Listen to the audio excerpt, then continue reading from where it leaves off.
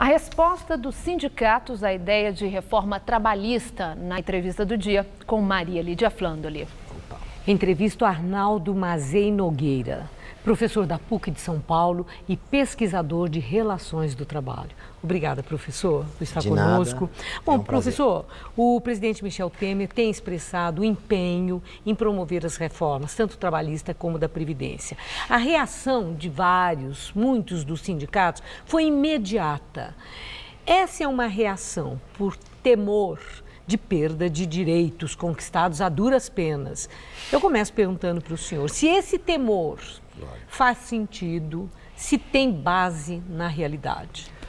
Veja, na verdade houve uma precipitação no anúncio da reforma trabalhista por fragmentos e não a ideia de a construção de um projeto conjunto, articulado entre os vários interessados. O próprio ministro falou demais, né? Exatamente. Então ele tomou uma bronca do presidente dizendo, olha, tira de pauta, e na verdade isso foi contra a corrente que, pelo menos, o movimento sindical trazia como agenda e pauta para o mundo do trabalho, né? Uma das questões mais controversas é o que diz respeito à jornada de trabalho. Aí essa questão, mas antes da gente falar pontualmente sobre essa questão da jornada de trabalho, a necessidade de uma reforma, 75 anos depois da criação, da consolidação das leis do trabalho. Isso é uma necessidade imperiosa? Para responder isso, né, até minha tarefa como pesquisador, a gente tem que responder com muito cuidado, porque há controvérsias a respeito da urgência e da necessidade das reformas. Se você olha para determinados segmentos, determinados setores mais tradicionais da economia, que não têm poder de negociação, poder de estabelecer os valores na relação de trabalho, para esses segmentos, evidentemente, a reforma não é tão bem-vinda. Os setores mais dinâmicos, aqueles que conseguem ter uma boa representatividade, uma boa organização, poderiam, vamos dizer assim, estabelecer através do contrato, da negociação, patamares mais interessantes no que diz respeito à CLT, à legislação trabalhista. O que é importante, muitas vezes, que a gente esquece nesse debate, a legislação trabalhista ela não estabelece o máximo, ela estabelece o mínimo.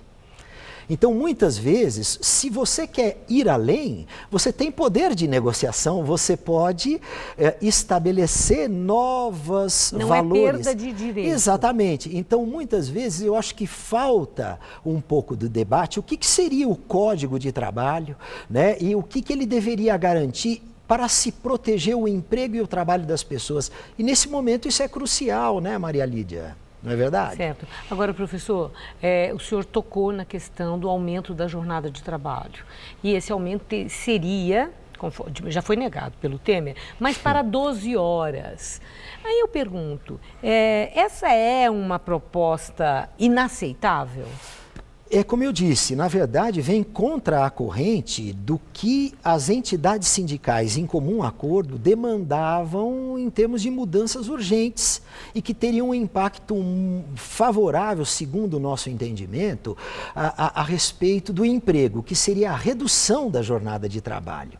Então a reivindicação principal era passar de 44 horas para 40 horas. Quer dizer, trabalha menos horas e emprega mais gente, seria isso? Este não é um cálculo exato, nós estamos falando de uma ciência social e econômica e política, então não é um cálculo exato, mas evidentemente se você regulamenta, reduz a jornada, a tendência é que para garantir a produtividade, o aumento de valor, você precisa de mais trabalhadores e funcionários.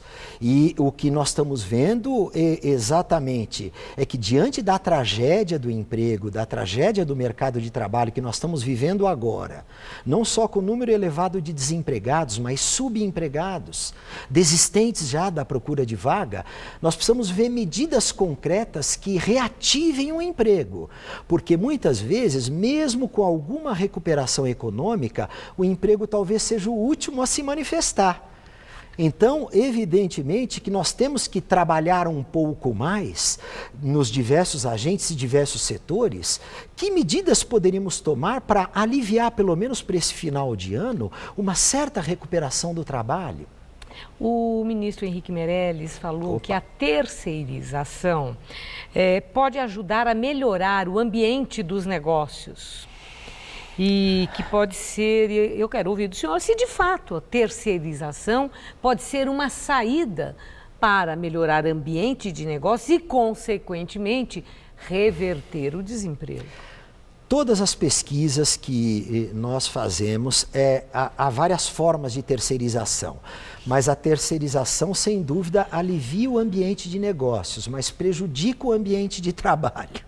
No sentido de que, em todos os segmentos, quando você compara o terceirizado com o regular, quando você compara o que está por trás das formas de terceirização, não é a busca de mais qualificação, de mais qualidade na prestação dos serviços ou no trabalho.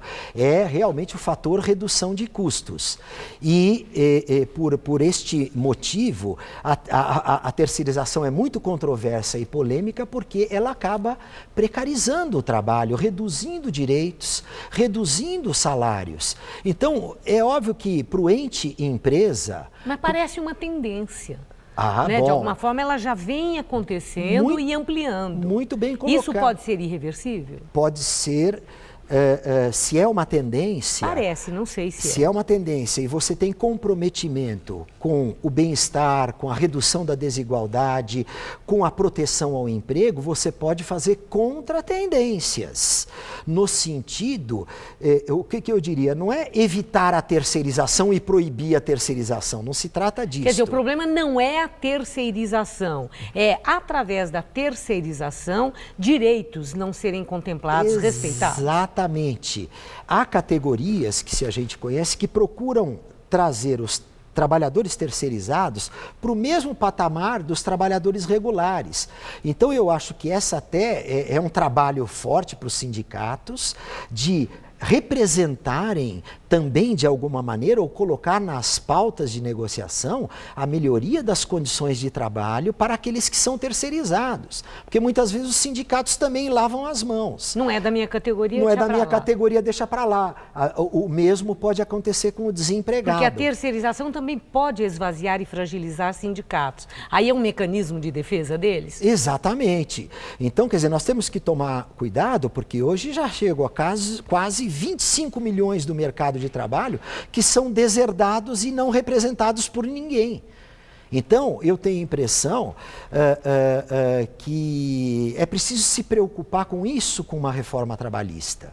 Porque a reforma trabalhista teria que ter um comprometimento com a recuperação do emprego no mesmo patamar da recuperação econômica. Eu acho que esse seria um caminho mais saudável para pensar a questão e não se precipitar com ideias fragmentadas que vão armar os adversários, evidentemente. Okay. Professor, o debate nem começou. Nós iniciamos a conversa, eu espero que possamos retomá-la no decorrer, na evolução dos fatos, lógico, quando o projeto de reforma trabalhista for apresentado. Perfeito. Muito obrigada, uma boa noite. Muito obrigado, TV Gazeta.